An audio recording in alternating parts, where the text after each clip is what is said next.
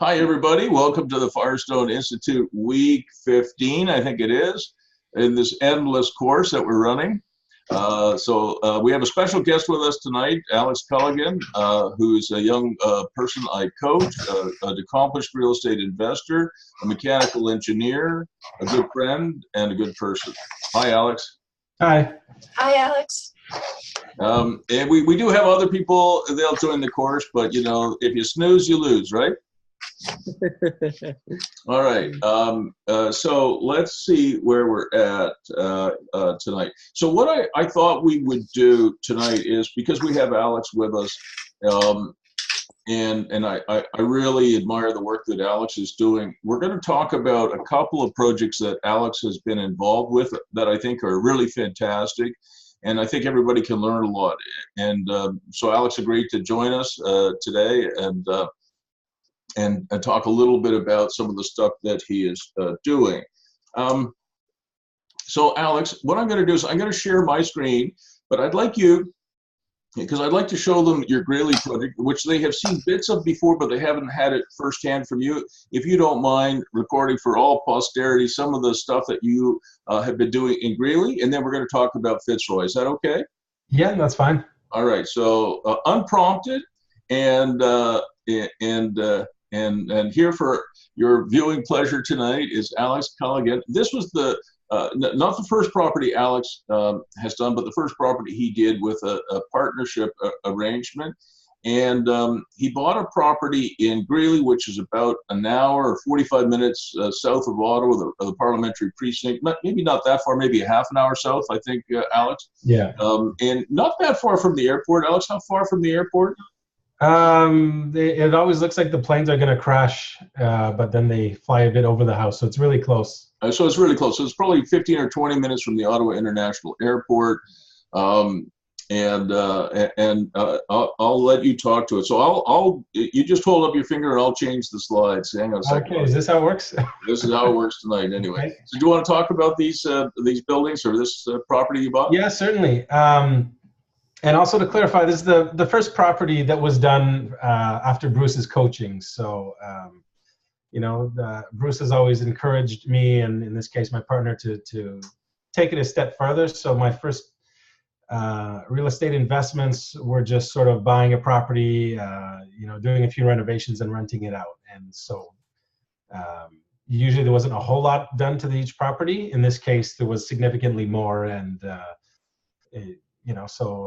this is sort of what we did. So the two pictures you see here, that's the property.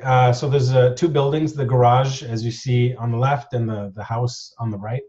And that's exactly even though they're two separate pictures, that's kind of the layout on the property. The garage is to the left. And that's what it looks like today. That's what it looked like when we bought it. As you can see, that's in Greeley, so straight south, again, really, really close to the airport. This is what it used to look like. So this building, the house, it's the exact same house from a different angle. So as you can see, I think this was taken in the 1930s. It was actually a gas station, a convenience store, and it was also the post office for Greeley. So this was kind of the hub of the town. And that's almost the same angle, but you can see sort of what it looks like today. You can see the entrance, still very much looks like a storefront or something like that, which I thought was kind of cool. And there's the garage, just really cool vehicles, and right behind you can see the gas pump. So they had the gas station where that garage is today. Alex, did you do an environmental inspection when you bought it to make sure there's no oil or petrol or contamination? No. So that's kind of just being smart about it. If I would have done that, it would have had to have been disclosed, and then city and authorities would have pounced on it, and if the test would have been positive, it could have represented a huge liability for me. So sometimes maybe not knowing is better. Yeah, because this predates, any sort of environmental laws. First of all, I don't think there would be, but it's one of those things where you let sleeping dogs lie, because if you do the assessment and you're the owner and it costs, and they find contamination, you're financially liable. If it takes $200,000 to clean the soil, you have to pay it even if you go bankrupt. The environmental laws are so strict that you never want to touch that stuff. So that's how I learned. And that's the garage today. It's a bit wider, so the garage actually burnt down mostly and was rebuilt in the 80s. So it's not exactly the same building, but very, very similar. Exactly in the same spot, though. But you can see it went from 1 to 2 bays. So this property had a long history of success. It was a post office, gas station, a convenience store. It served as a home since at least the mid-70s, maybe even earlier. And like I said, it's been sort of a central hub for that town. So I thought, well, how can I keep it a central hub? How can I make this property sort of a statement piece, you know, not just another house? And the answer to that, in my mind, was workshops. Workshops allow highest and best use for the property. One thing that I haven't mentioned yet is that there's about 1.5 acres of land, so there's space to do something interesting with it.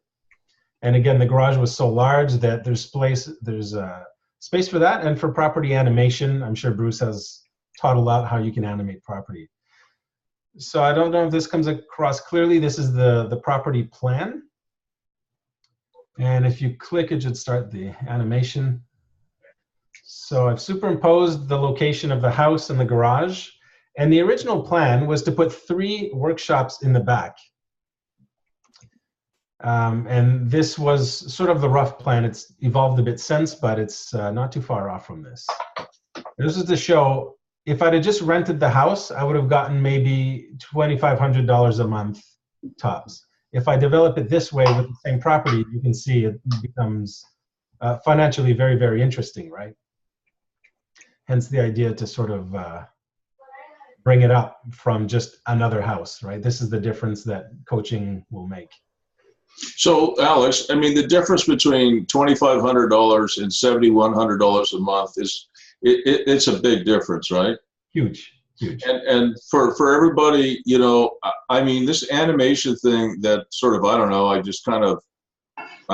don't even know how I got into it other than it just sort of grew. It's like, you know, Jack and the Beanstalk, right? He went and he traded his mom's cow, their only source of nutrition, for a bunch of worthless beans. He threw them out and they grew. That's kind of what I did.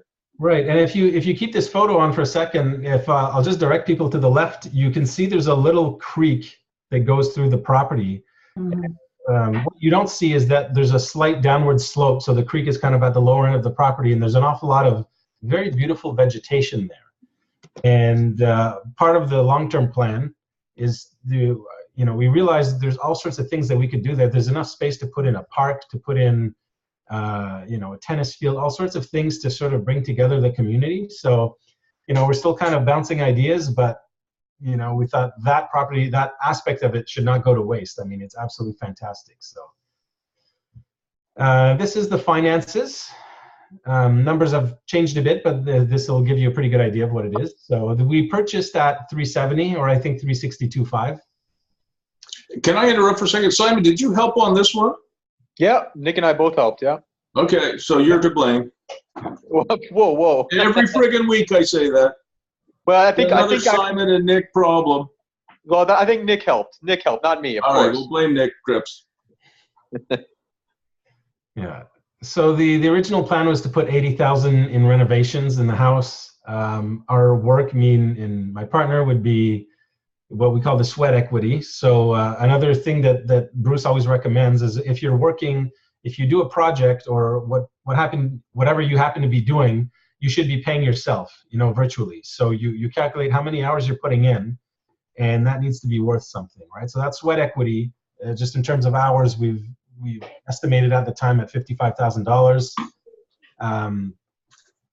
We wanted to put in a small Quonset hut at $10,000. That was the workshop at the back.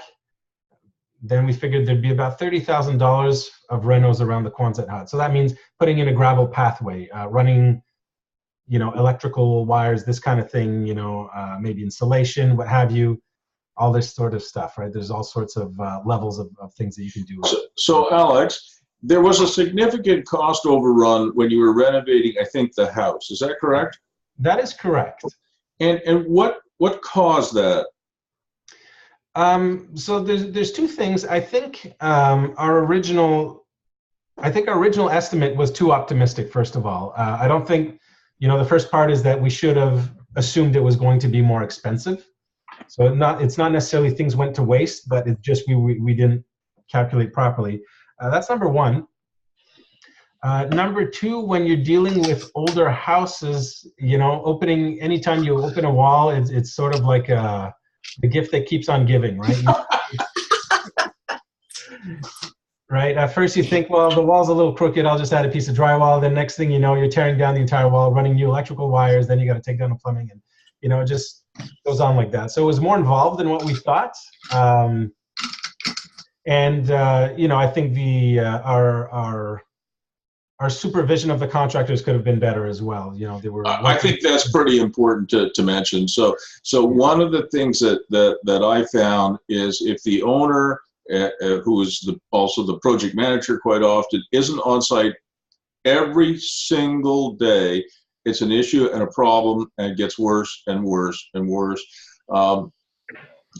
People often think a project manager or a foreman is kind of superfluous. If you're drywalling, you drywall. You're not going to drywall any faster because the project manager, the owner, and the foreman are on site. But that actually isn't true. With all due respect, a lot of construction crews will sit around, smoke cigarettes, and other things, rather than, focus on the job. It just goes on a little longer. And then, I think, Alex, this project did take quite a long time to complete. Right. Yeah, it did. Overall, the project spanned about a year. That doesn't mean work was going on during the entire year, but that's, say, from purchase date to full completion, it was about a year. So it took longer than we thought would. Could have gone a lot faster. There was our first project. Like anything, you learn a lot, and I think the next one would be way faster. But anyways, the targets, as you see here, we were aiming for 6% per annum. Currently, we're at about 8.5%. Wow. With rented out. We're not at full price yet. There's still a few little things that we need to finish, like putting some meters. We actually want to add plumbing in the Quonset hut, which we didn't originally plan, and we figured that'll up the value quite significantly. And so once all that is done, we'll be running at 10 or 11%. Wow. And if we do any animation with that sort of creek area, it'll be over and above that. So there's still some potential to extract in this property. What you see here, one thing that I'd mention also is that those 3 workshops, it was for various reasons, no less bylaws and whatnot, we decided to merge into a very large Quonset hut. We did one big workshop instead. It was more efficient cost-wise. So this is what you're seeing here. There's the concrete slab. Then the steel was delivered, and they were starting to build the arches, but they're not erected yet, but that's what you're seeing here. And if you guys look at the size or the depth of the slab, that's a hell of a slab, Alex. You'll be able to put a tow truck in there or heavy equipment, I think. That was a $30,000 slab of concrete. Wow. and I thought the building was 1,200 square feet, but it's bigger, right? It's about 17, yeah. 1,700 square feet. Yeah. Okay. This is Alex and Stefan. And I don't know who that guy on the right is. He's ugly. Yeah, he looks like the Unabomber. Yeah. Yeah. Oh no, it's Simon. Sorry. Oh, I take that back to the FBI. Don't arrest him. So there's Alex and his partner on this project, Stefan, and there's Simon Case, and it's more than 1.6 acres, right, Alex? Something along that. Yeah. Yeah. Yeah. There you are, looking pretty good. How did the neighbors? I see you had neighbors behind there. Yeah. How did they feel about this? Yeah, there's an interesting story behind that. So there's really 2 neighbors. There's one directly behind the Quonset hut. This is a great angle. So right now you can see through it because the end wall isn't there yet. So behind that, there's one neighbor, an old man who, I only spoke to him once or twice. He seemed very friendly and didn't seem to care much. The one on the left was very encouraging of our renovations until he saw this thing get erected because it kind of blocked his view. Yeah. So I know he mentioned that he would like us to put a very tall hedge, you know, but it's easy to ask for things when you're not the one paying for it. So I mean, we haven't spoken since. Really nice guy though, but I clearly he wasn't a big fan of the big metallic structure. So one of the things I think that's worthwhile noting here, two things actually, is that do you notice how it has an entrance at both ends? Mm-hmm. And that means that Alex can rent it out as one giant 1,700 square foot workshop, or he could divide it somehow. You know, could divide it into two halves. He could divide it 2/3, 1/3. And of course, it also always brings up the possibility of an augmented tenancy. Everybody remembers what that is, right? A what? An augmented tenancy. Sorry, I don't remember. Mr. Colligan?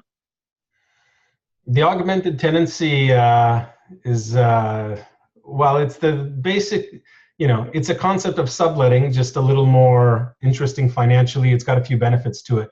So instead of, what you do is that instead of, say, in this case, instead of splitting the garage and renting it to two different people, Oh, of course. I would rent it to one person and then provide him the rights to sublet.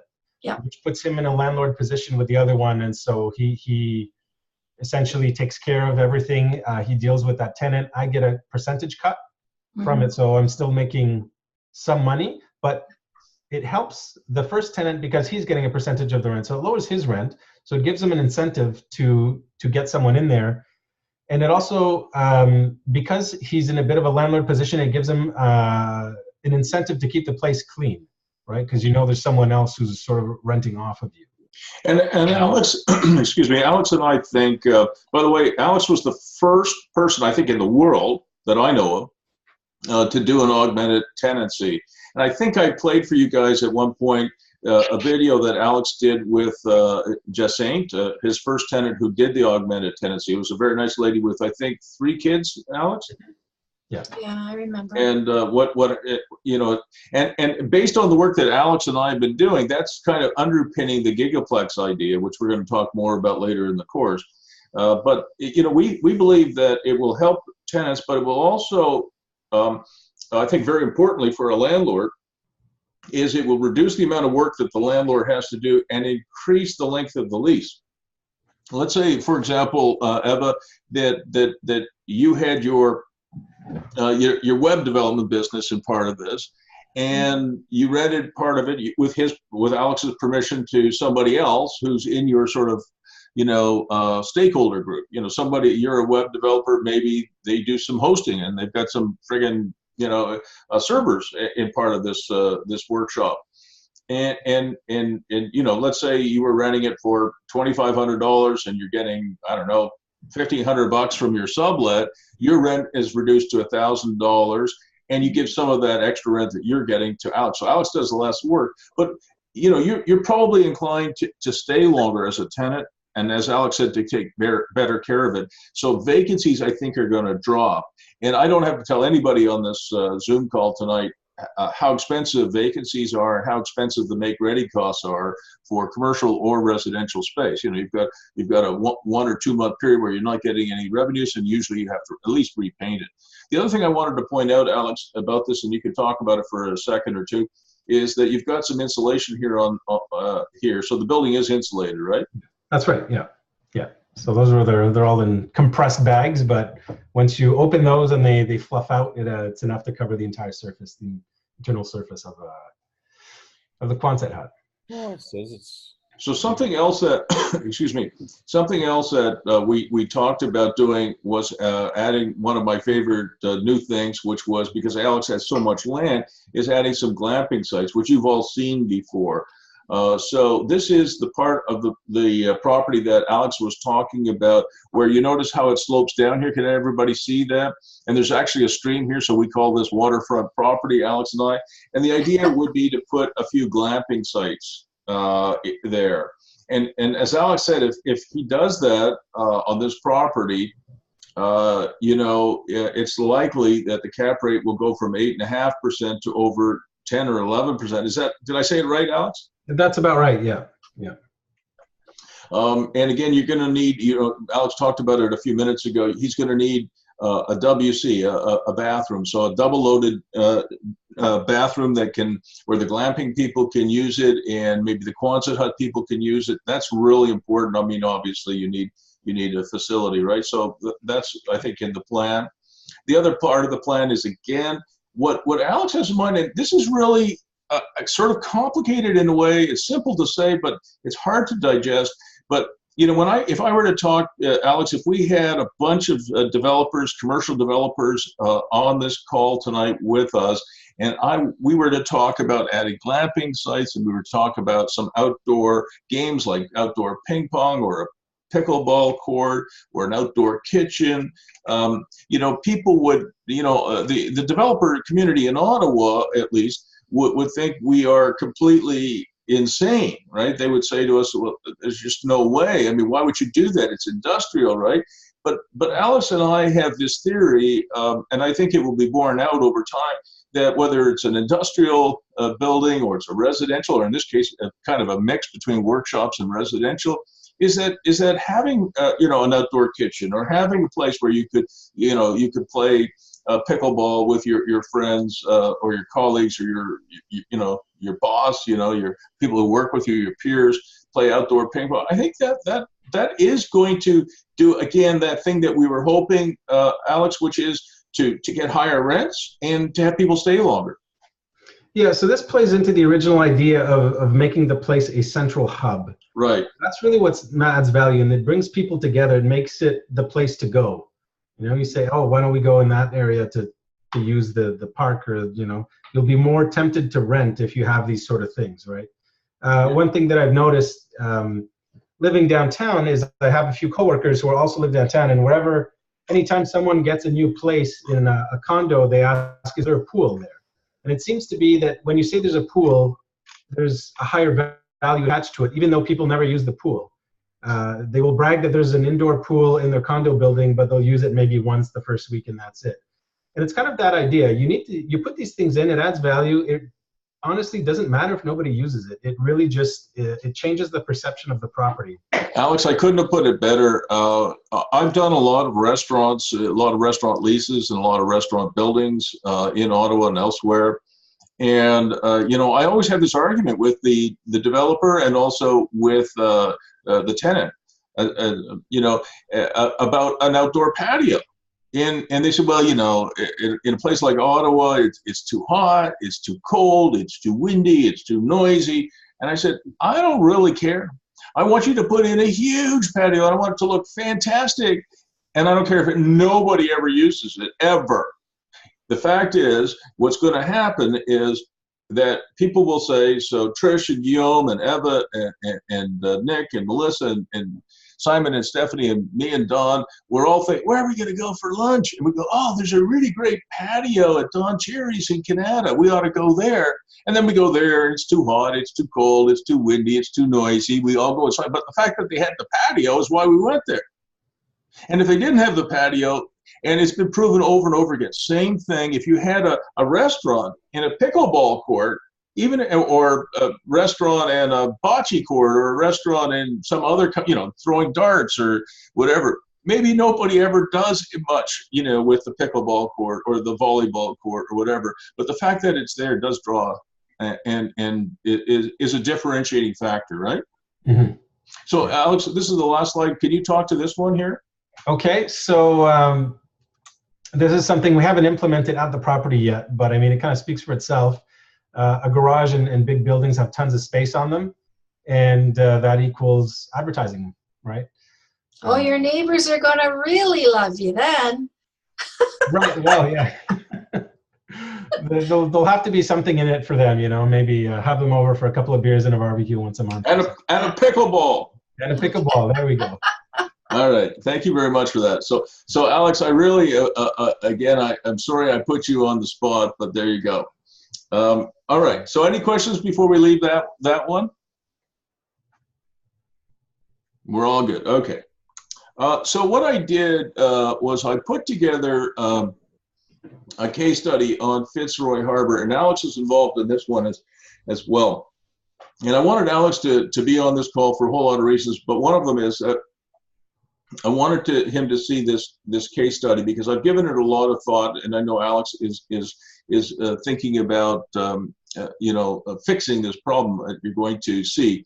So as you guys know, a case study is all about me trying to set the scene, all right, where what's going on, and I'm going to tell you what the issues are, what the problems are, and then I'm going to stop and I'm going to ask you what you think the solutions are.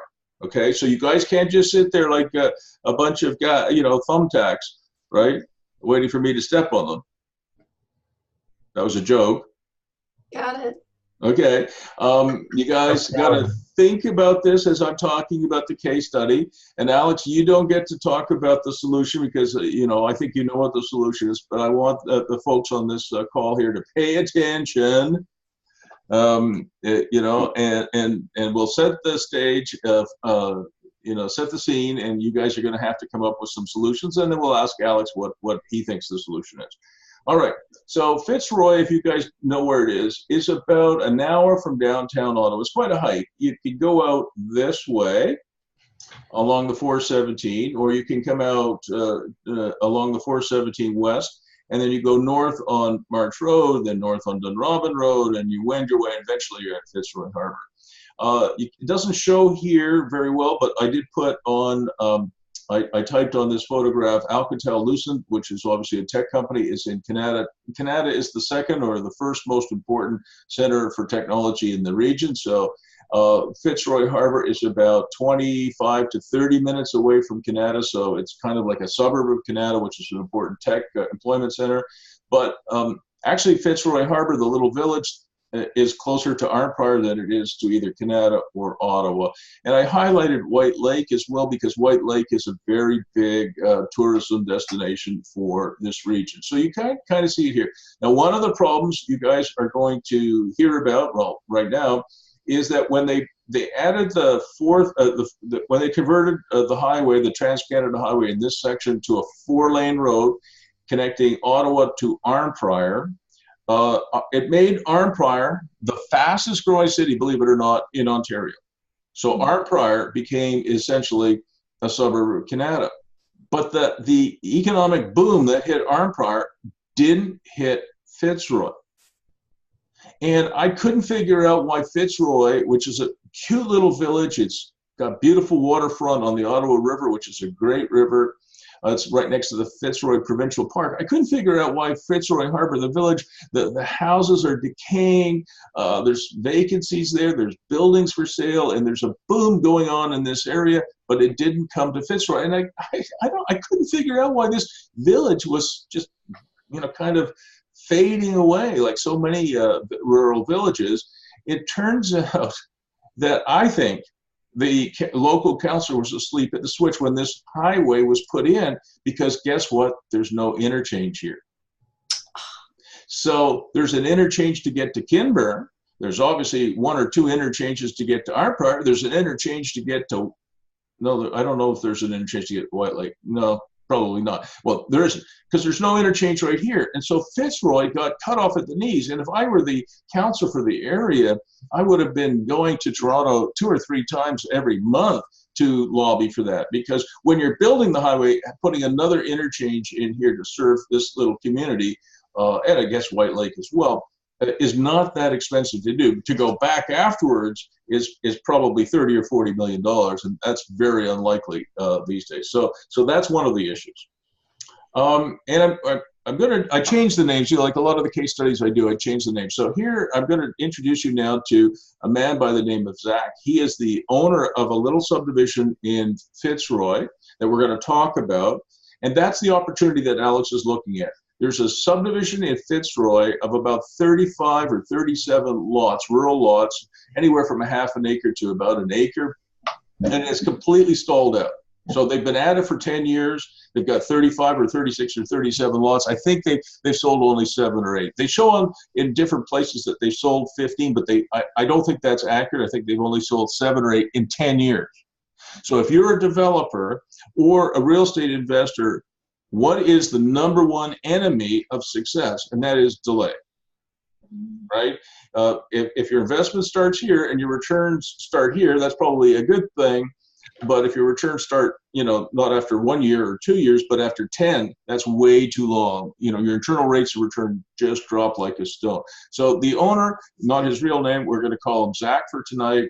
And he is a fashion retailer by trade, and he turned into a would-be real estate developer.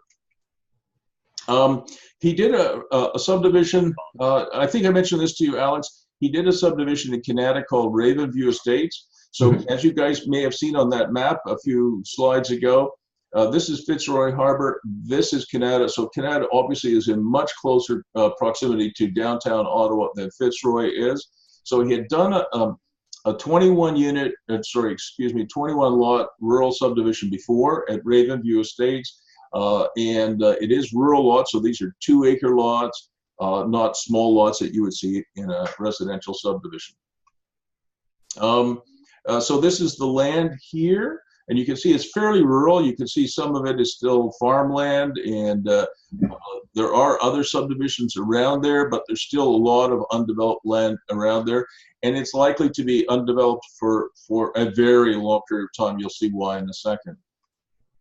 This is the subdivision plan that he came up with for Ravenview Estates. It's basically he had to install this road here that you can see my cursor tracing, and he ended up with 21 lots, as you can see, and they're all about 2 acres in total. The 2-acre lot size is not a random number.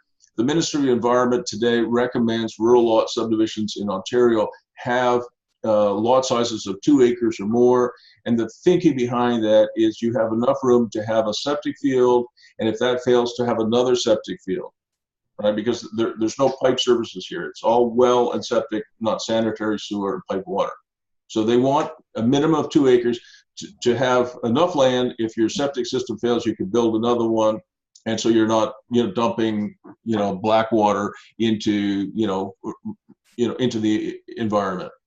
And they also want, with 2 acres, they also feel that you get enough diffusion of the effluent coming out of your septic field, so you're not going to pollute your neighbor's well, right? Everybody understand that? Mm-hmm. Okay. So here's the summary of Ravenview Estates. The lot sizes were 2 acres. There were 21 of them. It said construction status, summer of 2009, so it's almost, it is 10 years ago. And you can see the lot price here. The sale price back then, 10 years ago, was $120. They started at $125,000 per lot plus GST. Today in Ontario, that would be $125,000 plus HST, because Ontario and Canada have combined their GST and federal sales tax into provincial sales tax, into one called HST. So here are the issues, okay? I want you guys to pay attention, all right? Zach is a fashion retailer, so that makes him, by definition, when it comes to real estate, an amateur. Next issue was City of Ottawa planners do not like rural subdivisions, okay? They show a very strong preference for everybody living in the urban area. They like the idea of a denser core, which I understand. Is light rail friendly, transit friendly, but they really believe that people want to live like in a condo on the 25th floor above a pub. Everybody wants to live downtown. But if you have 5 kids like me, I lived in Dunrobin for many years with 5 kids on 177, I don't know, how many acres was it? It was 160 acres or something like that. I can't really remember. For myself, I love hunting, love fishing. It was paradise for me. I didn't want to live with my 5 kids and my wife in a small condo on the, and I don't want my kids growing up that way. So I take issue with many of the planners who have this view that everybody wants to live in a condo downtown anywhere. And most of these planners, if you gave them a map and a compass, they couldn't find the rural parts of Ottawa. It has been the tail that wags the dog, and it's been forgotten, I think. The other problem with Zach being such an amateur is that his planning, just think about this, guys, the next thing on my list here is planning, doing all the studies that they required, took 8.5 years. Most of those studies, by the way, are spec'd by the Ministry of Environment, Ministry of Natural Resources, Mississippi Valley Conservation Authority, or the Rideau Valley Conservation Authority, on and on, traffic studies, etc. Most of them are never even read. You just have, as a developer, you just pay for them. And then you give them to the city, they go, thanks. Next. So he spent $850,000 satisfying planning requirements for 21 lots. And when Zach came to see me, he was a little frustrated because after 8.5 years and spending $850,000, having said, okay, I've done all the studies, the planners at the very last minute, before he could register his plan, said, oh, there's a couple more studies we need you to do. So he came to me, and he was very frustrated, and I asked him who his planner was. He mentioned who it was, and I said, okay, well, there's part of your problem. You got to fire that guy. He said, why? And I said, well, first of all, he has hit the mother lode with you. You're an amateur. I didn't use that word, but he's not leading you in the right direction, in my opinion. And the other thing is that some of these planners, these are private planners who work for you in theory, but they're afraid to antagonize city planners. So they don't challenge them, right? Oh, you need another study. Okay. Hey, we need another study. You need to spend another $100,000 to take another year. Great. More money for me as a planner, as a private planner, but he has other files with the city, so he's afraid to antagonize them. So that's number one. You got to fire this guy, and you got to get somebody who really is in your corner. And everybody knows on this call tonight that the number one thing in life is trust. And this planner, I know this guy well. I wouldn't trust him across the street with a set of plans. I would not. So he did fire the guy, but he had to do a couple more studies. And so a year later, another $100,000, he had spent $950,000, 9.5 years getting this subdivision approved, right? That's why when people come to me and they say, hey, I'm going to buy a piece of land and I'm going to do this, I'm going to do that, I'm going to do this. Unless they're professional and they're well capitalized, I'll tell them, no, there's easier ways to lose money. Right. So think about that. He had spent $45,000 a lot for planning studies. He hadn't built anything. He hadn't built the road. He hadn't put the services in. Is everybody clear on that? And those rural lot services, a rural cross-section road, and other kinds of things that he needed to do, obviously electrical and other things, is going to be about $40,000 a lot. So his total cost for this project was about $85,000. Now, something happened, all right? I'm just keeping going here, so you got to follow me. So when he came to see me at year 8, the sale price for rural lots in this area was about $85,000. So I sat there and I did some numbers for him. I said, so you can sell these lots, these 21 lots, for about $85,000 each. You got to pay a realtor like Nick or Simon or me or Rick, $4,250. You're going to have some legal costs to close. You might have some marketing costs. You're going to net about $78,000, maybe $79,000. I said, yeah, I'm expecting that. I said, but wait, your cost by the time you put the road and services in will be about $85,000. And that doesn't include, guys, that doesn't include the original land. That's as if somebody had given him the land for free. Doesn't include any interest that he paid on the $950,000 he had spent on the damn thing. And it doesn't include any provision for his time. Like Alex, when he did his project, he put in $50,000 or $55,000 of his time into that project, the one we looked at in Greeley a few minutes ago. So this is a horrible loser, right? A total loser. But still, he persisted, and I encouraged him to do so in the hopes that the market would turn around. And then something happened. The city of Ottawa, in its infinite wisdom, put a moratorium on rural lots. Remember I said planners have this idea that everybody wants to live in a tower downtown? Well, yeah, no. Not everybody wants to do that. But they put a moratorium on rural lot development, which is now a permanent feature of the official plan of the City of Ottawa. And I think everybody may know, and probably does know, that I did get the job writing the new economic development plan for the official plan, and that's coming out in 2021 in the City of Ottawa.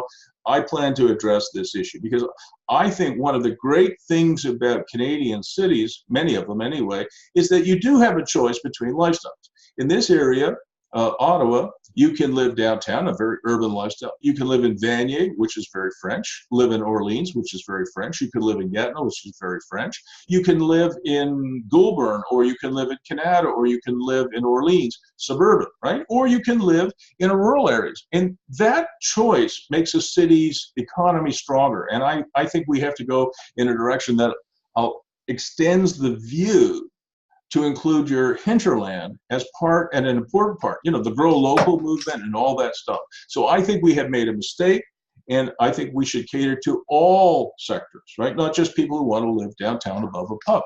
Anyway, but for now, anyway, until, and maybe I'll get to change that, it is a permanent part now of the official plan. No more rural subdivision. So, Alex, what happens when you put a moratorium on something and then a ban on something?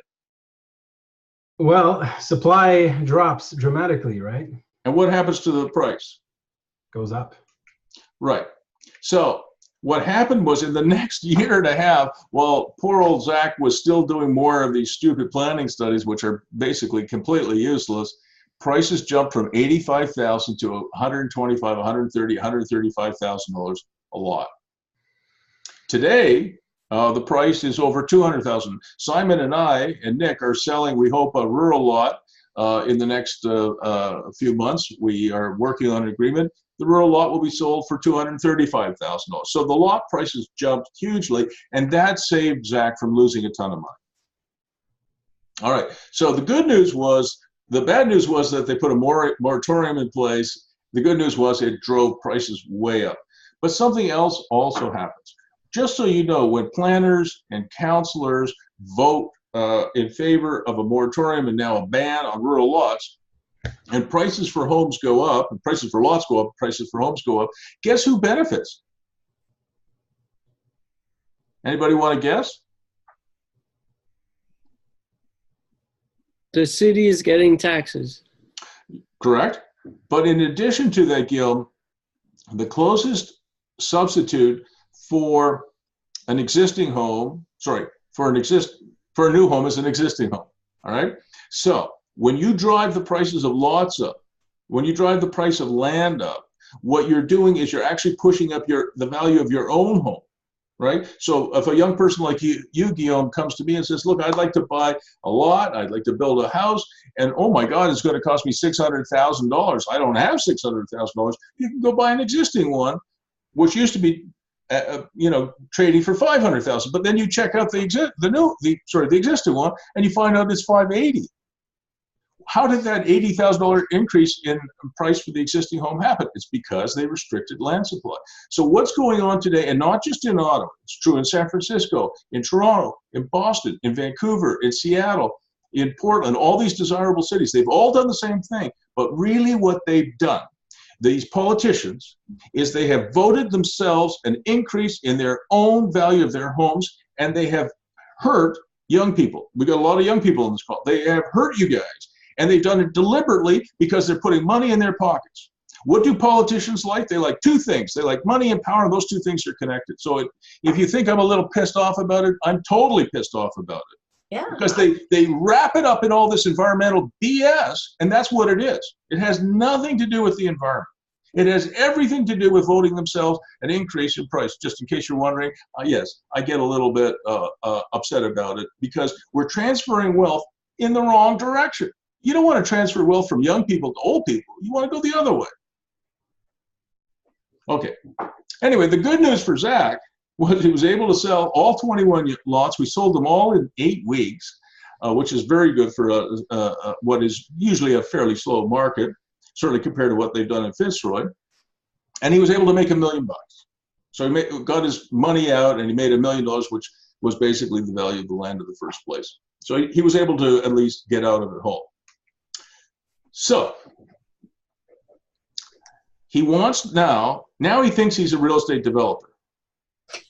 So what he did next was, instead of quitting while he's ahead, he went out and bought this subdivision, the Fitzroy subdivision, which you can see here is about 37 lots. You can sort of see it here. And it was a subdivision that had stalled out. So he thought of himself as a real estate developer. He went out and bought this thing, and he put it on the market. And 10 years later, here we are, 9 or 10 years later, he sold 7 or 8 lots. So Zach comes to you guys tonight. I'm pretending I'm Zach now. He comes to you guys and says, okay, guys, I'm screwed. What do I do? I got something. 2 options. He can do developers agreement. So he comes find another developer and then gets, let's say, 15% of when they sell. And then I worked before with a group that was doing tiny homes project close to Mont-Tremblant. So you take 1 lot and they divide it into 6 tiny homes. So every lot, they could have 6 little properties. And that would increase the value a lot more. Plus, it's close to the river, close to the bridge for Charleville to go to Quebec. And there's rapids there. There's good rafting. Like, it's pretty cool sports project and could be even short-term rentals in the summer. Those are pretty good ideas. Okay, I like those, Guillaume. All right, is everybody else? I want to hear from everybody. Well, I'm a little bit familiar with Fitzroy Harbour, and it used to be a lot of cottages, but now a lot of the lots have been brought up, and year-round homes have gone up. But there still are cottages there, I believe. Yeah. There in a long time. But there's a beach. There's a public beach, so glamping somewhere would be a good idea. Okay. I like it. Okay, well, the rest of you guys, keep going. Rick, you got anything? You got to unmute yourself, buddy. Yeah, hang on. I was talking away and nobody was hearing. It was really well said, though. Thought the same thing as Eva. Because the off-ramp didn't go from the highway over there, it's a little secluded, it's tougher to get to. Take that whole subdivision and build maybe smaller homes, something like cottages, and animate it, put on the big pads with the swimming pools and the tennis courts and the whole thing, and kind of, instead of building big luxury homes, kind of go the other way, and more like cottages. Marketing to Ottawa, Canada, I really don't know the area, but it takes a little bit longer and it's a little harder to get there. But once you get there, it's worth it. It's more like a recreational cottagey type thing. Okay. Yeah, Eva. Sure. Are those lots zoned for residential? Yeah, they're all there. It's rural lot subdivision. Yeah, a residential rural lot. Okay. Trish, did you have something? Well, I did until you said it was just residential. Well, no, keep going. I mean, you can always do a rezoning. You know, Well, another $900,000 in 9.5 years. No, but yeah, right. no problem. No problem. Well, I was just thinking because I don't know the area at all, but I was thinking, if it's near some rafting and it's kind of not really close to like a highway junction. Is that what you call that? Interchange, yeah. Yeah, yeah, sorry, I couldn't think of the word. And so on. I was thinking, what about some sort of like sports training type of stuff? Because if it's more like rural like that, I would think that would be the area. Well, it's right next to a beautiful provincial park too. Alex and I walked that park. It's really, really pretty. Yeah. So Okay, Simon or Nick, what do you got for me? I'm not going to do that now. I'm as you know, Bruce, I know this project, so I'm kind of cheating a little bit. But the having a home and workspace in the back, similar to what you've done up in Greeley, I think is the best use for those type of properties.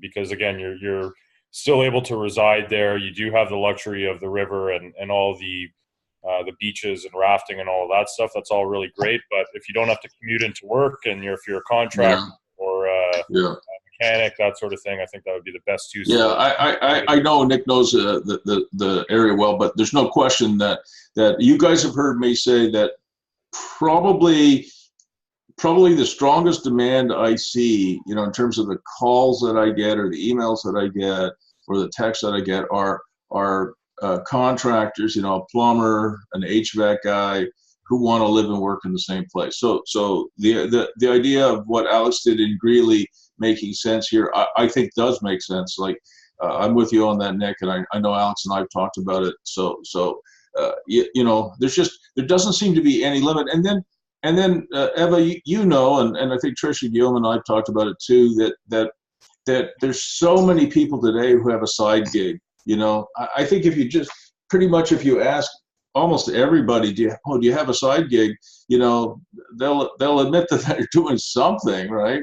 Even if they're working for the government of Canada, they'll go home and put their creative energies into some kind of a gig. And if the gig is successful, the first thing they're going to want to do is they're going to want to have a workshop, because you can do almost anything in your garage or in your basement or in your living room. But if it's successful, like this one little space that I rented, a workshop I rented some time ago now, was to an artist. I think I talked about it before, on Aikens Road, and she made furniture out of wood pallets, right? You guys remember that story? Yeah.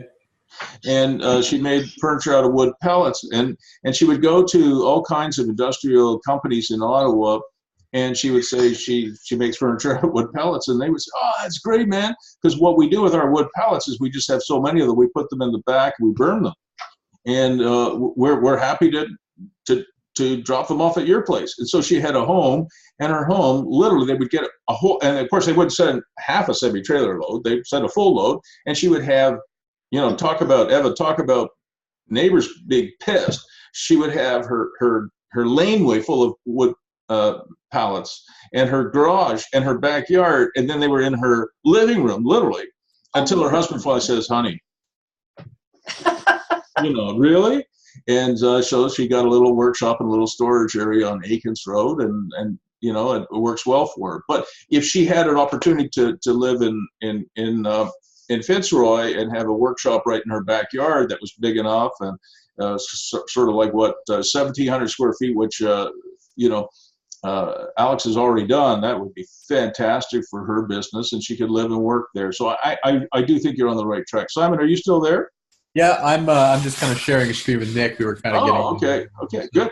So did you have anything you wanted to add? Well, I mean, just because I am familiar as well, and what Nick said, I mean, I think that is really the key point there. I think that is the archetype type of person that's really going to use that land. Right.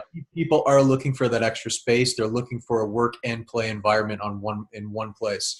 So that in itself, by creating by giving people that opportunity, it's animation just inherently in building. Yeah. So I really like all of the ideas I've heard tonight. I think you guys are on the right track. So when Zach came to see me, and he was a little unhappy, well, not little, he was very unhappy about what was going on. I talked to him about some of these solutions, right? Like Rick was saying, to build homes with, maybe affordable homes, which might have a basement apartment, might have a workshop in the backyard, so that if you're a young person, you could live in a nice community, not that far from downtown, have a workshop if you have a gig, have a tenant maybe in your basement, and Zach turned me down. He said, "Well, I've already got a realtor. I won't mention his name; it doesn't matter. And my realtor says there's no demand for this stuff." And I said, "Well, no, I don't agree with that."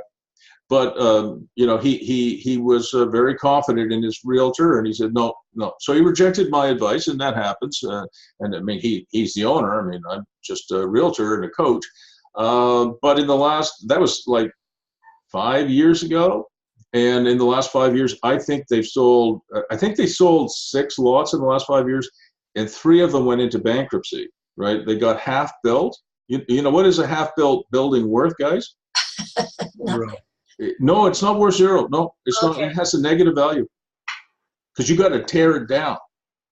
Oh, You wow. can only leave a half-built building in Canada over the winter. Yeah, that's it. You got to tear that thing down. It costs you anywhere from $15,000 to $30,000 to tear it down. So that building, half-built, has a negative value. You know, if you ever see a power of sale and you go to a half-built building, if the lot was trading for $50,000 and the guy put $100,000 worth of work into it, he thinks it's worth $150,000 and it's not finished, it's actually worth probably about 30 grand. That's just the way it is. Okay, you could never guarantee a building that you bought out of power of sale, right? That had been left undone, unbuttoned up in a Canadian winter for a winter. You know, there's no way you can guarantee the structural integrity of the footing, the foundation, any walls that you put up. You can never be sure that you're not going to get mold ripping through that building. You're going to pull everything out, including the foundation. You're going to start over. So I've done some of that, by the way. I bought, you know, half-finished buildings, you know, if the lot was trading for $100,000, I've offered, you know, $70,000 for it, and people think I'm crazy. And then I said to the people selling it, I said, well, good luck selling it. And then they come back and say, okay, well, yeah, you're right, and I get it for 70 grand. I pull the building down and start over again, right? So 5 years ago, he comes to see me and says, you know, what's my advice? And I was sort of getting into the animation stuff and everything else, and I talked about it, but he didn't believe me. But he's back, right? And that's where Alex comes in. So Alex, I'm going to turn it over to you now.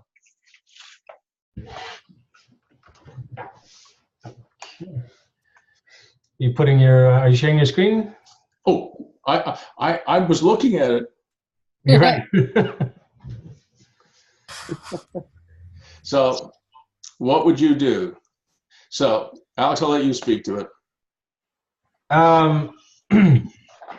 So certainly the plan here is to get rid of everyone who's been involved in this, really. So the realtor, certainly the marketer, if there was anyone, they're all gone, including the owner, by the way.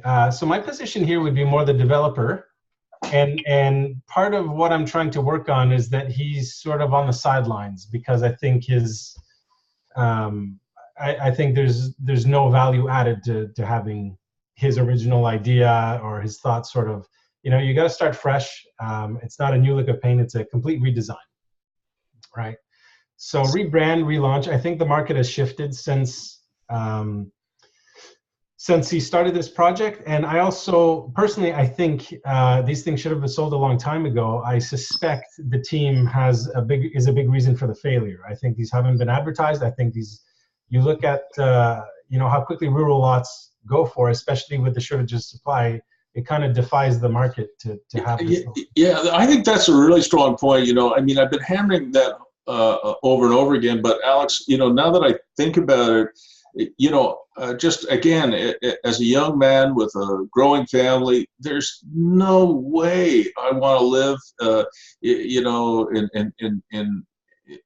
an apartment, and so, you know, there's 1.4 million people in Ottawa again, 1.4 million people, and you know, if 10 or 15% of those people want to live in a rural, you know, area to, you know, have space for their kids, you know, and a room to breathe, that's like 140,000 people, and there's only like friggin' 30 lots. Mm-hmm. And they're nice lots. It's a nice area, close to the river, like you know, it seems like a slam dunk in my book anyways, but yeah, so getting rid of everyone. So I'll take it. Thank you, Alex. I'll take it over again from here. So I just took some pictures. Alex and I went for a walk, and by the way, this was not recent. Rick, just to make you feel so much better, it was like minus 23 yesterday in Ottawa. So you've got a beautiful river there, and you've got people who have money. They got float planes. You got to have money. Here's just another picture of this is kind of like an inlet, or I think a bay of the Ottawa River. So that's where we're, and it's obviously a boat launch. These are just pictures taken that Alex and I took of the little subdivision. So it's very pretty. Mm-hmm.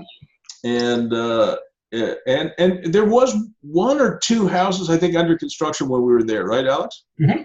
And so this was one of them. It's I think, quite decent. So looked okay to me.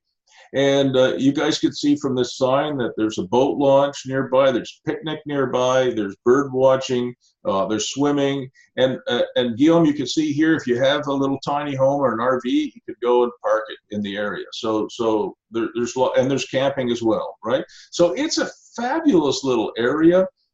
Just more pictures that Alex and I took of the site, and so we think, Alex and I think, if he can move the existing developer aside, who's gotten a bit older, and he can step into the shoes of the developer with this new kind of approach, that we can probably do something really good. So what we did this week, right, Alex, is we put a proposal to the owner, right? That's exactly it, yeah. And so here's the proposal we put to the owner. That is, Alex would take over the role of project manager. He would develop and sell the residual lots in Fitzroy. He would develop housing with market differentiating value. So they would be, like you were saying, Rick, they would be smaller. They would include in-law suites. There would be some recreation, some games, and I think everybody sort of talked about that. The goal would be to take over the project and get ready to start rebranding and relaunching it this summer. What Alex wants to do, because he wants to be careful, he would start with one lot, and he would animate that lot and create a great opportunity to create a house and a development and prove the concept both to himself and to the existing owner, to Zach. So here's the actual proposal, okay? So you got to remember, Alex is an entrepreneur, and he's very good at what he does. He's a mechanical engineer, as I said in the introduction. He has a full-time job, but really enjoys the real estate part of his life. It's his side gig. It's his creative energy that's flowing into that. So what he would do is he would buy one lot from the developer for $45,000 plus HST. He would put down a $500 deposit, and on completion, he would add another $2,000. So he would buy a lot for $2,500 down, and the balance would be a seller take-back mortgage from the existing owner, from Zach. Everybody clear on that? So if he can find $2,500, he gets the lot transferred into his name with a seller take-back mortgage. Now it gets even more interesting. On completion, the owner loans Alex $300,000 at 0% interest for 1 year. And the owner gets repaid on the earlier of the first anniversary of completion of the transaction or the sale of the lot and the new home to be constructed by Alex. So Alex gets the lot for $2,500. He gets $300,000, which gives him the financing to build his first structure. And there is a project sponsor here. You can see this bottom paragraph here. Who the hell is the project sponsor? It turns out it's Zach's son. So Zach's son is acting as the role of sponsor. He's helping. And he gets a fee, the son gets a fee of $3,000 for every lot sold, plus he gets 4.5% on the loan that Zach is giving. So the son gets some benefit and the father gets some benefit by getting rid of it. But if you think about it, out of the $345,000 that Alex needs to do this, to build the first property and to buy the lot, almost all of it, like 98% of it or something like that, is coming from the existing owner. Now, why would he do that? Anybody want to have a go at that? Because he owns.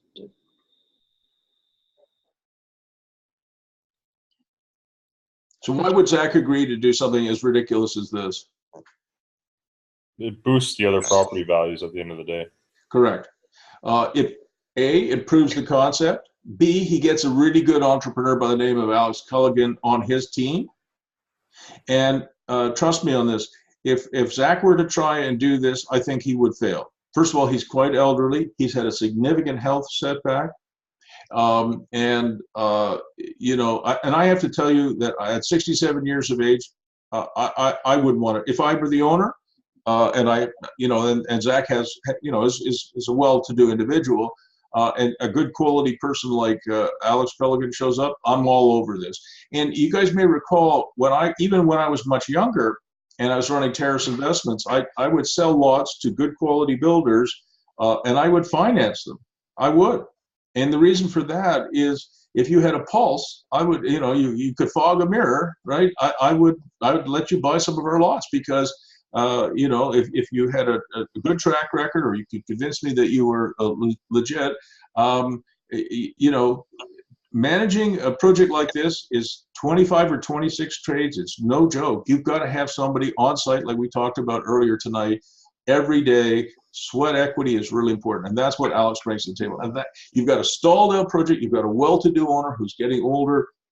This is a match made in heaven, and I think this deal is likely to go ahead, Alex.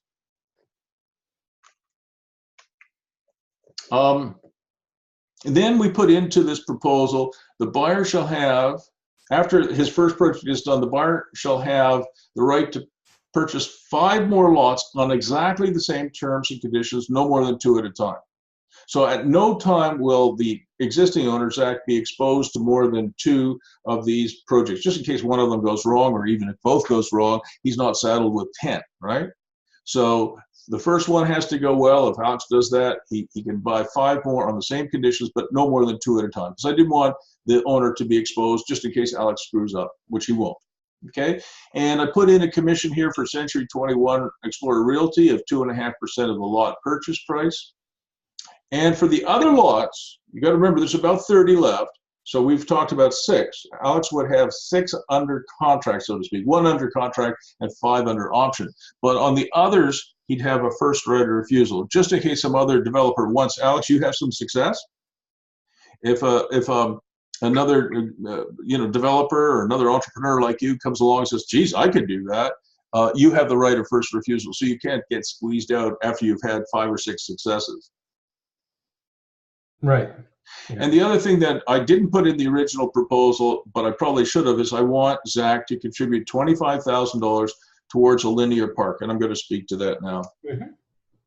You guys know I really like fun and games. And as Alex and I have both said tonight, it almost doesn't matter if nobody ever actually uses any of this stuff.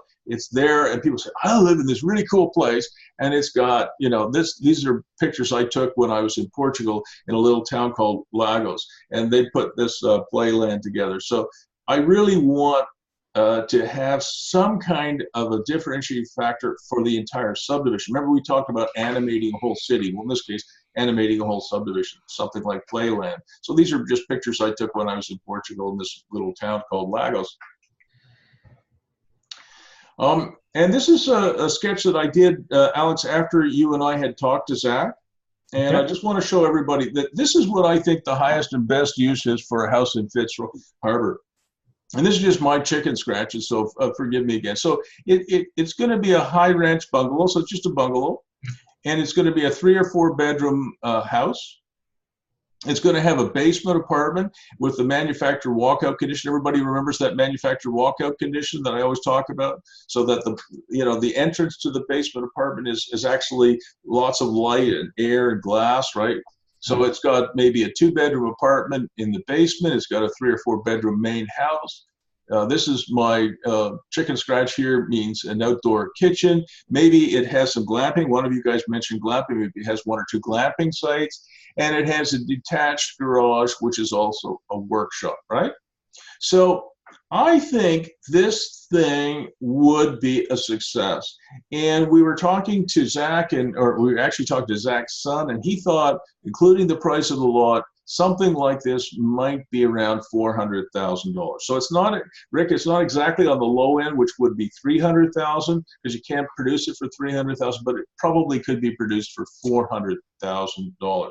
And I'm going to show you some of the other images that we've talked about. So this is the plan for Fitzroy at a little bit, and you can see it shows a 1, 2, 3, 4, 5, 6, 7, 8, 9, 10 sold, but talking to Zach's son, he doesn't think that's accurate. It's probably 7 or 8. So some of these sales some of those are probably those bankruptcies that I talked about, and some of those buildings have actually, I think, had to be removed, right? So what I was thinking is, or actually this wasn't my idea, I think it was Zach's son. His idea was to turn, can you see this as a hydro easement going right through the subdivision?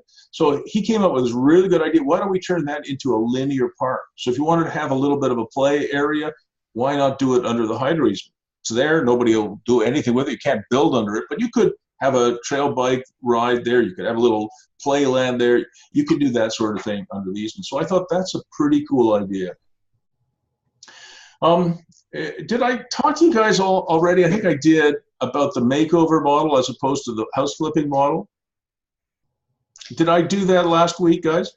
Yes. I think so.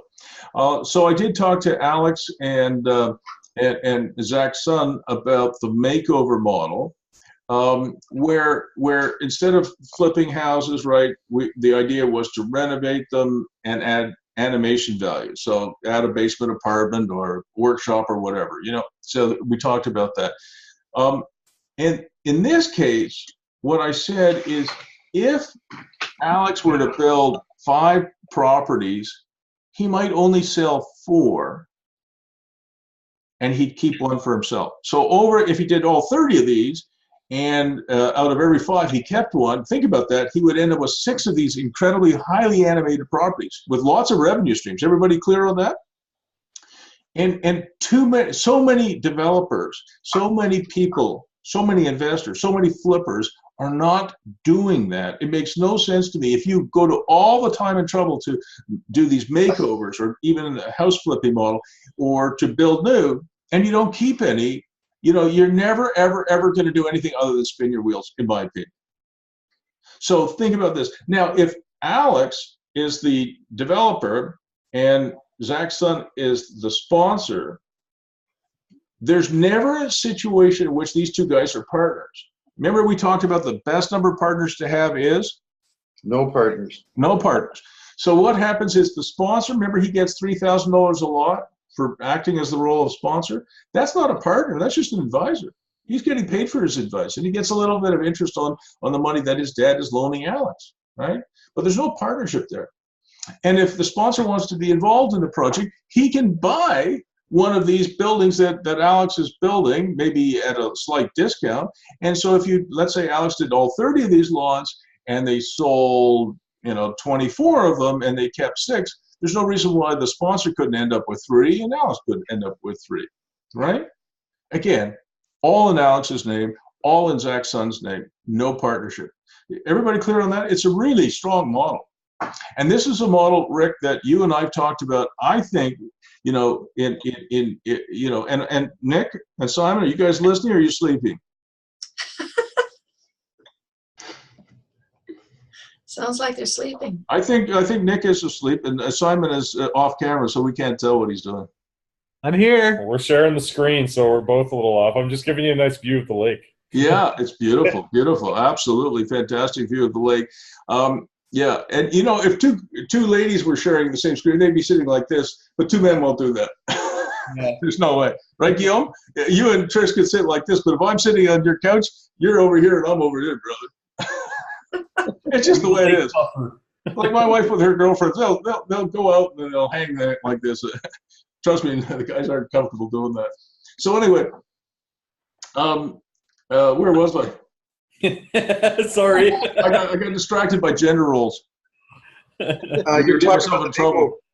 What's that? You're talking about the makeover. So really, Nick and Simon and certainly Rick, we should find our own sponsor. We've done this for Alex, and in fact, I've done it in a way for Rick and Rick, for Nick and Simon with their purchase coming up on February 1st. Haven't found that sponsor yet for Guillaume and Trish. But Rick, you should find one for yourself as well. I should do it for myself too, where you have somebody who's putting up almost all of the money to buy homes, to renovate them, to add real value, to do the makeover, sell 4 and keep 1. And if you have a finance partner and you do 10 of the damn things, you keep 1 and he keeps 1 or she keeps 1. We should all be doing, every friggin' realtor should be doing this. It's a fantastic model. You create your own listings, you create your own work, you control your own workflow. You just need a financial partner, and you don't need 10 financial partners. And what's neat about this model, Rick, is that yes, you need $200,000 or $300,000 to make it work, but it's the same $200,000 or $300,000. Like with the makeover model, I'm pretty sure, and Alex is pretty sure, that we can make on each building, whether it's built or it's renovated, 60 grand, maybe a little bit more. And so you get your $200,000 or $300,000 back. You make 60 grand on it. You do another one with the $200,000 or $300,000, and you make another 60 grand. If you've done 4, now you've got enough money from those 4 that you kind of replenished your $300,000. The sponsor or the financier gets his money back, and then you just keep doing it. It's a perpetual motion machine. Is everybody clear on that? And that, Guillaume and Trish, is what I was trying to teach you guys to do. Alex has got it. He understands it. I think Nick and Simon get it. And Rick, I hope you and Eva do too. Hey, Bruce. Before you move on, you're pretty much done with this one here? Yeah. When we were at the first page, I had a thought, and then you kind of blew my thought by bringing on that second page, the last one we were just on. But if I can throw just 2 cents in here, in doing this, he's going to get 1 lot. And my first thought was, no, get 2. But I understand what you're doing. Get 1 lot, build the house on it, prove to yourself that this is good, it's going to work, we got a buyer really fast. And the next thing, get 2. But the second one, do another one, but the second one, kind of build a model home so people can, traipse through it, and that will help sell out the whole subdivision. I think that's a good point. Alex, did you follow that? Yeah, I did. So one of the things that I would do, Alex, I think that's a really strong point, is that I have actually sold the home and still been able to use it as a model. So Alex, can you take this down as a note to self, and if you don't mind, send it to me as well, because that's a really strong point that Rick has made. I would actually, because Alex needs to sell it to prove the model, but he should sell it, but you would keep the right for 6 months, Alex, to show people through the home. And the buyer agrees to that. And what you say is, look, we're selling this house to you for $400,000, but I'm going to give you a $4,000 rebate. I'm just going to give it to you on completion, and that's a payment to the buyer for a 6-month or an 8-month or even a 1-year agreement to do a certain number of showings. It's not 10 a day. It's probably to open up the house, Saturday afternoon and Sunday afternoon for 10 months. Right? You're not going to show it during December, and you're probably not going to show it from the middle of July to the middle of August because everybody's on holidays. But you probably 10 months of the year, a Saturday afternoon, a Sunday afternoon, you'd have a few hours. I've actually done that because when you're tight for money, Rick, you can't really just keep the model house there because you got to turn it over. If he was on house number 22 or 23, for sure, he's going to be floating in money by that point. He can keep it vacant. But you can actually sell it, and a lot of buyers will say, "Oh yeah, sure. Listen, I'll open it up for a couple of hours every weekend or 3 hours a weekend, and you give me $4,000 for that, I'll do it." Does that make sense, Rick? I mean, Alex? For sure, yeah. It is noted. Okay, Rick. One other thing is, you're just outside of Ottawa. Just a consideration for you. Both of you. I built at one point years ago a modular home. you have very close to you in Ottawa a modular home plant, but just across the border, and probably about 75 miles from you, Bruce, there is a modular home plant. I've recently, within the past year, come across them and researched them. They're building really good quality homes for $95 a square foot. How many square feet do you want? We don't want many. I mean, 1,200 square foot home. Exactly. So what are we at? 120,000 bucks. Yeah, yeah. Rick, can you find out who that is? Absolutely. And do you mind if I share your email address with Alex? Not at all. No problem. Okay, so I'll connect you two guys. Thank you. That's very useful. I think the salesman that I talked to, I think his name was Sam, but I'll get you all the information. Yeah. And No, those Quebec guys are real good at, you know, I have a home builder in Gatineau, Quebec, who's building homes for $90 a square foot, you know, stick built. Yeah. Wow. Yeah. Wow. And yeah, and if you go and you talk to, you know, a semi-custom builder, he's going to tell you, yeah, oh yeah, I could knock it off for you. $220 to $250 a square foot. And then Exactly. right? Because at $220 a square foot, that's a retail price.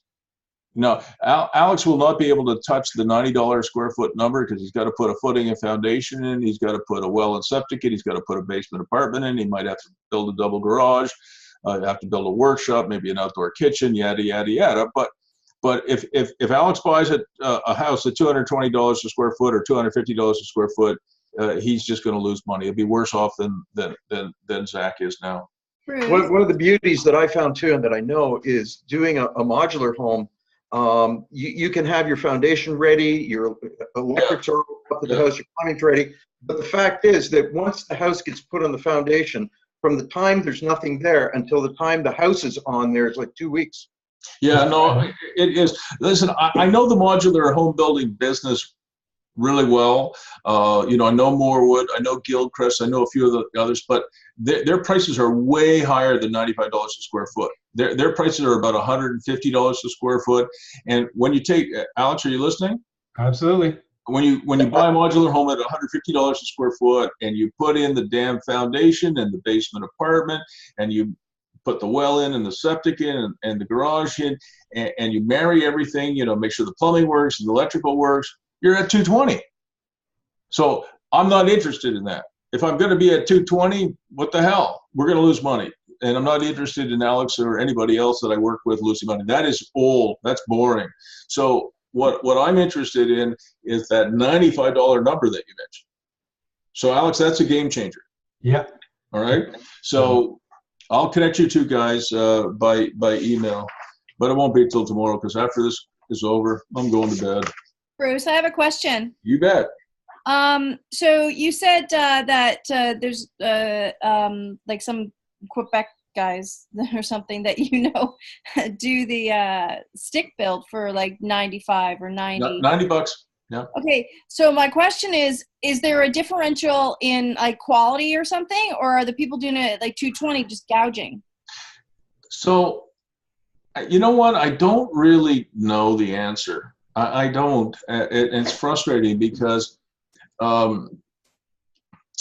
you know, Alex and I were talking to Zach's son in the last few days. And he's doing the mini contractor yards thing. You guys all remember that mini contractor yards thing? Do you know what I'm talking about? I don't even know if I did that case study here. Did I do that case study, guys? Contractor yards. Doesn't ring a bell. Okay. I'm thinking something else. I don't think I'm thinking of the right thing. No, I probably, well, you would recognize it. Anyway, it's one of the most profitable businesses I've ever come across. And maybe I should actually do that case study now that I've talked about it. But you know, suffice it to say, he bought, and I think Simon and Nick helped me with it. He bought, Zach's son bought through us, a mini storage place called Cosmic Storage, and he renamed it justthespot.com.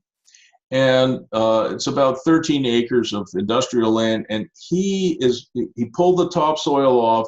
He grubbed it. If you know what grubbing is, it means removed all the trees. There weren't much. It was just bush. He removed the bush, took the topsoil off, and put 12 or 16 inches of granular A and granular B, a compacted fill. So he could park RVs on it and equipment on it, et cetera. It's very, very profitable business. And he asked me how much that's going to cost to do that. And I said, well, to grub the property, to strip the topsoil, to lay down the granular B and then the granular A, to compact it, is going to be about $45,000 to $55,000 an acre. So that was the number. Then he went out and he asked 2 contractors, and one of whom I know really well, for a price. And the price came back from both of them at $2 million for 10 acres.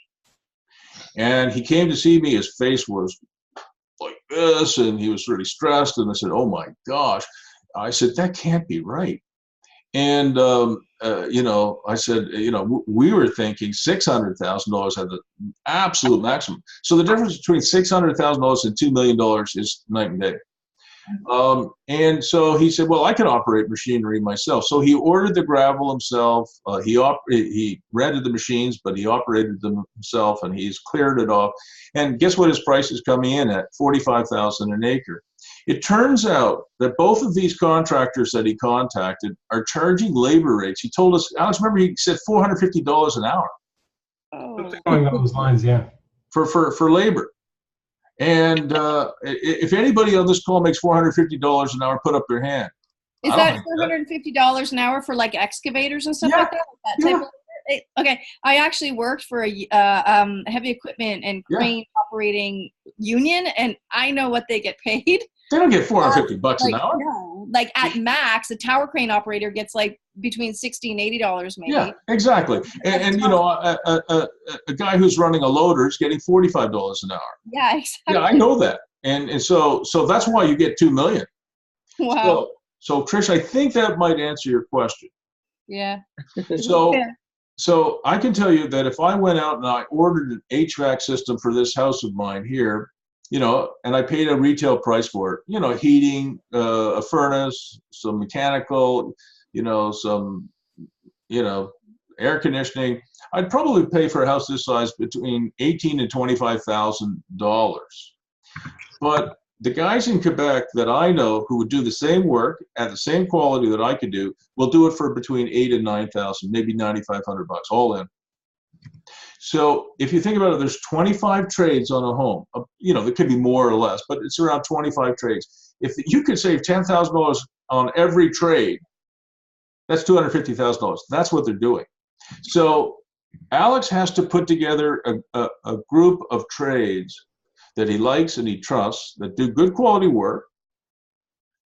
And the difference is he's going to pay wholesale as opposed to retail. Mm-hmm. Does that make sense? Yeah. Okay, so the name of the modular company, Alex, is Rubix, R-U-B-I-X, Maison. Rick just tweeted it. If you look up in your chat box, Alex, on Zoom, you can see from a message from Rick to everyone. Oh, yeah. Okay. Rubix Maison in the chat box. And tomorrow. Very good. All right. So one of the other things, Alex, this is new. This is part of the reason why I wanted you on today. Okay. Is we talked about the kinds of things that you could do, and it's right here on the makeover, right? The makeover in Fitzroy, or for that matter, pretty much anywhere, could be that basement or side yard apartment, could be a coach house. In this case, Alex, there are no coach houses possible in Fitzroy because the rural lots are not big enough.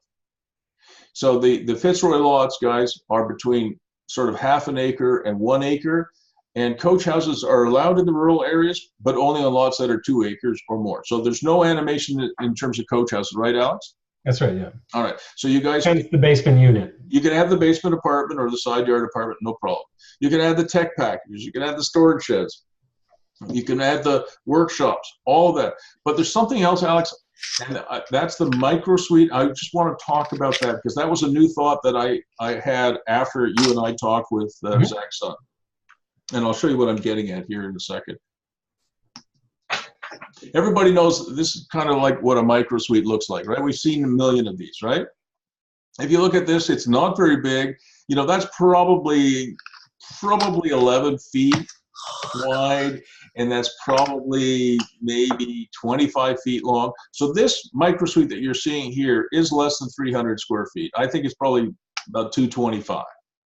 It's got a little, it's got its own ingress and egress to the outside here. You can see that here, everybody. And it's got a little animation going on outside. You know, this could be a manufactured walkout condition if it's in the basement or if it's on the ground floor. It's got its own little private patio here. And if you look at it, it's got a kind of a bedroom. It's got a kitchen here. It's got a WC in here, a water closet in there. It's got a little living area. It's got a micro kitchen. Look how efficient it is. That's pretty good, eh? So, Alex, what I want to get to, and it's at the end of my slides, is I want to get to the cap rate calculation I did for one of these homes. Again, hey, Bruce, can I ask a question? Of course. Could you go back? Yeah, right to there. You would know better than I. In the bylaws, if we were to take this and turn it sideways and build a foundation that was 25 by 40, which would be about 1,000 square feet, turn this sideways, putting a basement apartment or an in-law suite in the basement is one thing, but could you put legally 4 doors from the basement leading outside and put 4 of these in a basement? So I'm going to come back to that. Okay, so hold me to it before we end for the evening. And Alex, I'm sorry we kept you so long. Are you okay to stay with us just a few more minutes? Yeah. All right, because we'll get you out of here. I end on time, so we do usually end at 9, and I apologize if we've taken 2 hours of your time, but I thought it was worthwhile. So I'll come back to that. That was a very good question. So again, the animations we talked about, and I'm coming back to the microsuite thing. You know, again, outdoor ping pong and the pickleball, and these TVs, you can buy TVs now. You can watch at full sun. Right, the outdoor kitchen that I love the idea of backyard homesteads. You remember that long hydro easement? That's perfect for backyard homesteading, right? For the whole community if you want it. This is a book you can buy, and look at this, from just 1/4 of an acre. That long easement under the hydro is much more than 1/4 of an acre. But from just 1/4 of an acre, you can produce 1,400 eggs, 50 pounds of wheat, 60 pounds of fruit, 2,000 pounds of vegetables, 280 pounds of pork. So you could have your own little pig farm going out there. 75 pounds of nuts. You only need 1/4 of an acre to do it. And I don't know if I ever showed you guys this, but these are pictures I took of backyard homesteads when I was in Portugal. This is in a little village called Pinhal, and virtually every house in the village had their backyard homestead going. Did I ever show you that, Alex? Yes, you did. Yeah, but I don't think I showed everybody else. But look at what these people are doing, man. That's awesome. Yeah. We talked about adding maybe some glamping sites to this place. We talked about that, the double loaded WC. Here's some shots of these backyard workshops. I mean, these are like real, honest to God workshops. Look at these things. And these are not only workshops, they have apartments above, which you couldn't do here because coach houses are not permitted here. But you can build really neat structures that look awesome, right? So they don't have to be an eyesore. Right, Eva? That's right. I mean, look at them. They're beautiful. Yeah, they are. And you can have smaller ones. They don't all have to be huge. And we talked about the manufactured walkout conditions. Here's one in Toronto. This is where one of my daughters used to live. Lots of manufactured. This is a typical manufactured walkout condition. Think about how much more valuable your basement apartment is when it looks like this. But what do you do about snow in those kind of? I have one right now, Eva. You gotta have a workie.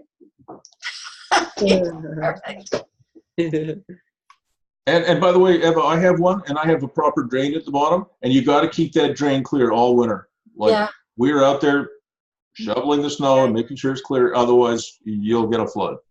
And then the leaves in the fall.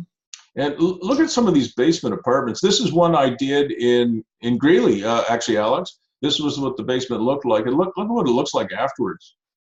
So nice.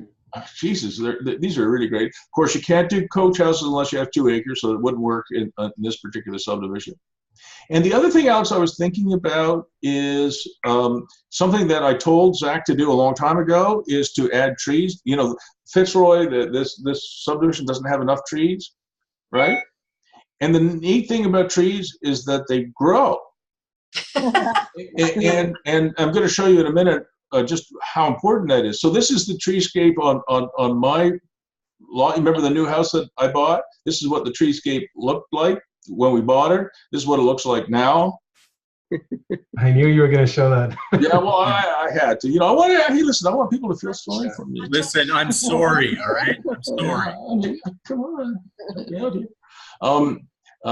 And I'm going to show you what I did in Dunrobin, at Dunrobin Lake. I have an unpaid labor force. Trish, I don't pay $45 an hour. Here are my unpaid labor force. This is Jessica. This is Mimi. This is Rachel. This is Matthew. And my older son's not in this picture. You pay a higher rate than I do. What's that? Did you pay a higher rate than I do? No, they were unpaid, zero. We planted up at Dunrobin, like my 4 kids, my oldest son Andrew and myself and Barry Lett, we planted 3,500 seedlings, which we bought, little tiny pines that were about this size. Wow. We bought them for 25 cents each, so I spent about $900 on trees. I'll show you what they looks like today. Wow. That's Dunrobin Lake, and these are the trees. They were this high. Yeah. So think about this, guys. We spent about just under $1,000 on 3,500 trees.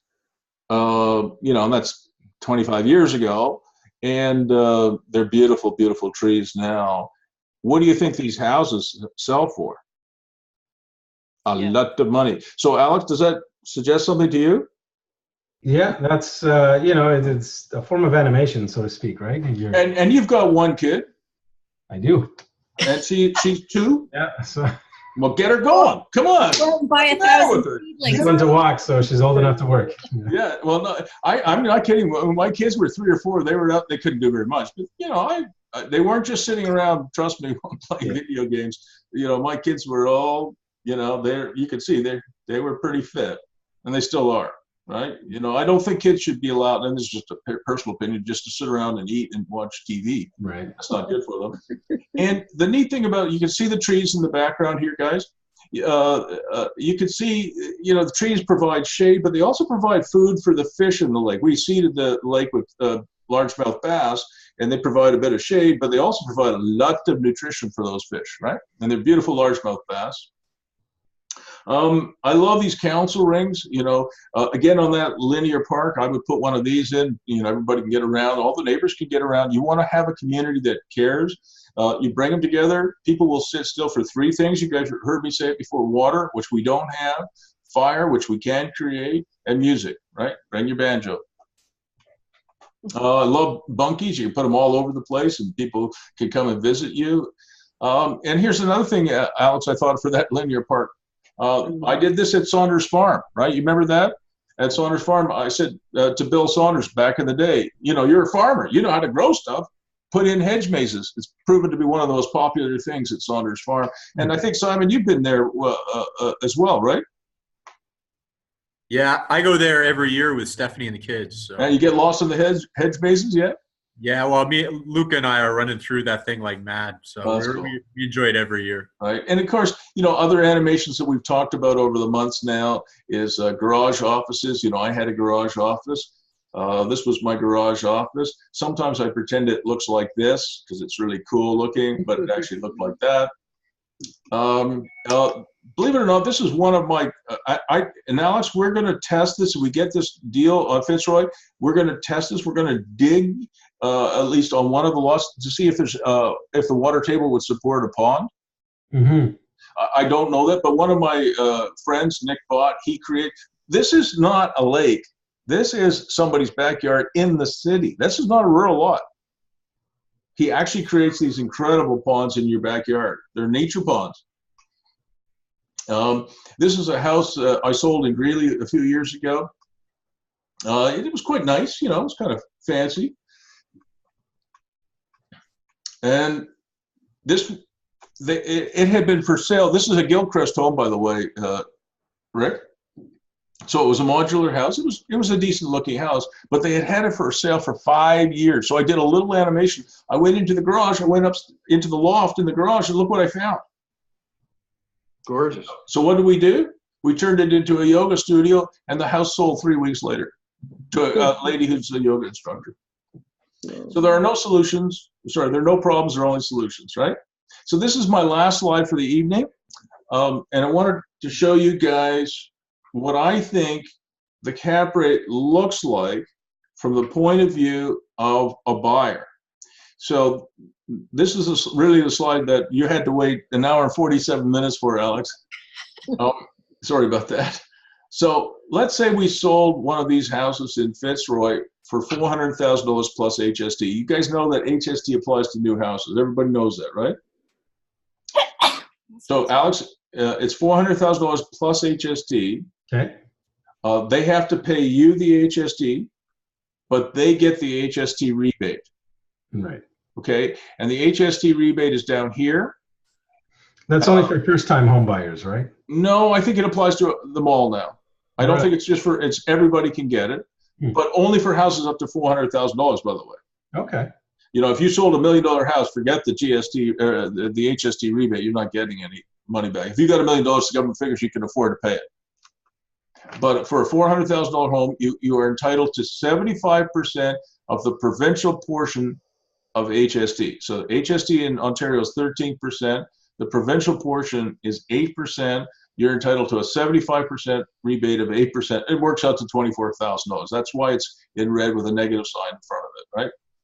So you sell it to somebody for $400,000 plus HST. You collect all of the HST, but they get the HST rebate. And then maybe the workshop garage costs another $45,000. These are all upgrades, okay? So this is the house, but the upgrades are the workshop and the garage, the outdoor kitchen, the microsuite, which I'm going to come back to. Maybe they buy 2 glamping sites from you. And by the way, Alex, Simon and Nick have priced out glamping suites, glamping, tents. Structures. Yeah, structures, if you will.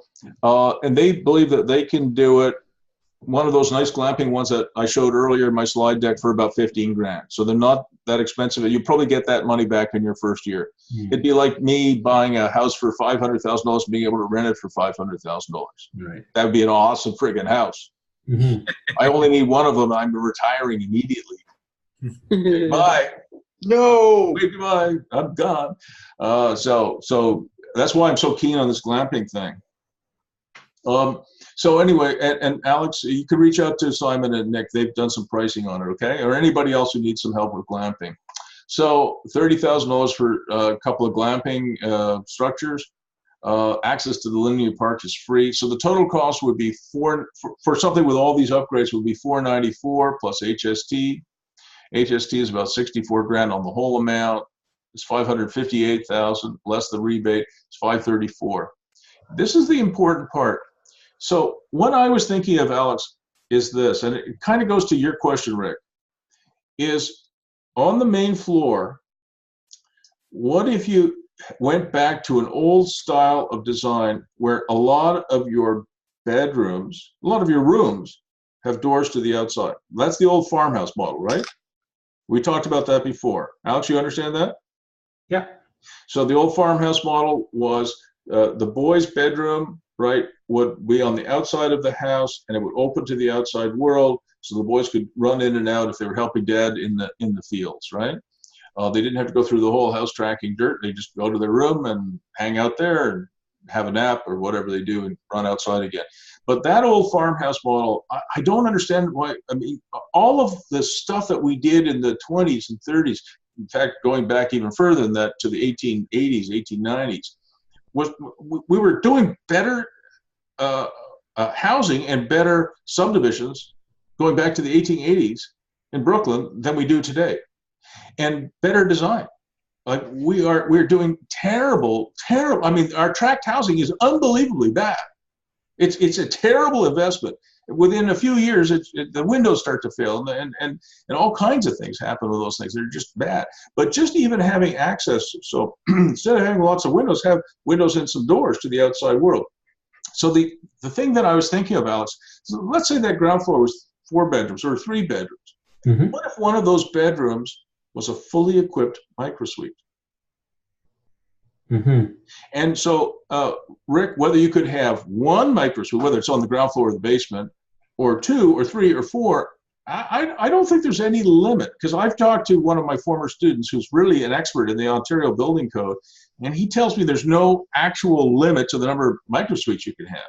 There is a limit in the sense that you're not allowed to have, a 10-unit apartment building in an R1, but there's no specific limit, at least they haven't put one in place yet, that prohibits you from having 1 microsuite.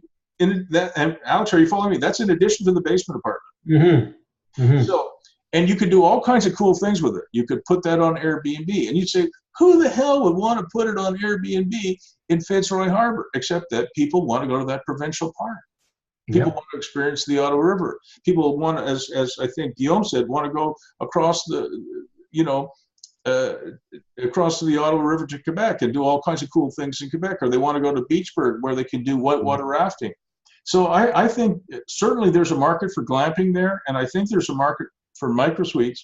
And the microsuite might not be used for Airbnb. It might be used to take in an elder, like the gigaplex idea that we've talked about till I'm blue in the face, right? So I did the numbers.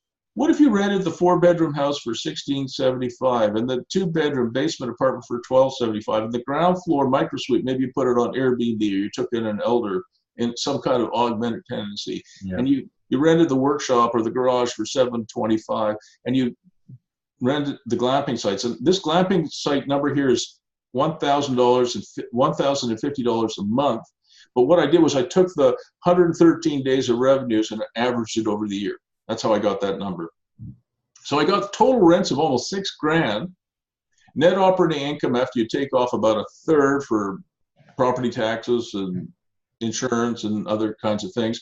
I got a net operating income of about $46,000 a year and a cap rate of 8.6% for the buyer. That is friggin' great. You cannot get that cap rate buying in Toronto, Vancouver, San Francisco, Portland. It's hard. So I think, if you think about this animation stuff that we've talked about till everybody's kind of sick of hearing me talk about it, it's going to really help people, and it's going to make this community, I think, a much more interesting place. I think it'll be successful. Very good. Yeah. So, Alex, I'm going to share this slide deck with you. Okay. Because I wanted you to have it. And anybody else is obviously welcome to have it as well. But this slide deck I put together over the last few days, I thought it was a good case study to show you how you could take a really difficult problem, a failure, and turn it into potentially anyway a big success. And not just a success for Alex, because Alex could make, if he can make $60,000 a door net, bottom line, maybe a little bit more, and he does 30 lots, he can make serious money. And if this animation thing works the way I think it will, it won't take him 10 years to get it. It'll take him 3. Mm-hmm. And obviously if you make, $1.5 to $2 million from this with no money, just sweat equity and smarts, that's a life-changing situation for Alex. Yeah. And, and hopefully for, generations to come. This is the kind of thinking that we need to do as entrepreneurs and as coaches. And this is the kind of value that we can create for our clients. Now, it's a lot easier for me to sit here in my nice little office here and come up with great ideas. It's a hell of a lot harder to get out there in the real world and make it happen. But Alex is trained. He can do this. Mm-hmm. All he needs is a financial partner. And Guillaume, that's what you need. Yes. Rick, that's what you need. Eva, that's what you need. Simon, Nick, that's what you guys need. And frankly, that's what I need. I think, these are things that I wish I knew when I was, much younger. And these are the things that I'm teaching you guys. But I think these are models that will really work. And as you saw in this whole thing that I went through, there are no partnerships created here. Everybody's on their own. And I think it'll work better that way. Mm-hmm. Okay, before we break up, are there any questions for Alex or for me?